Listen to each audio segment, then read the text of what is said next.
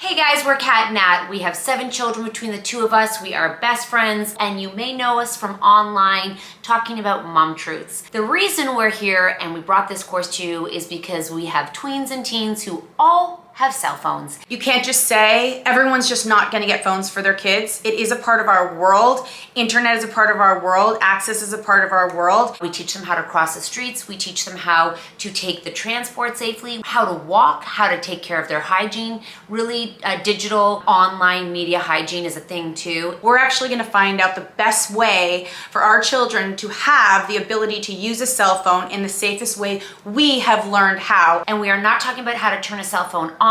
We are going to deep dive into the apps for you, how to put safeguards in, how to set up your phone so that you can actually put parameters around their usage, and we can actually have a healthy relationship around cell phones. That is our belief. This course really is for parents who are interested in education around the internet, cell phones, social media apps, and the World Wide Web. We learn everything about their lives except where they're spending most of their time, which is the digital world. Those apps are literally how my kids communicate with their peers for homework, for transportation, for safety. It seems so overwhelming.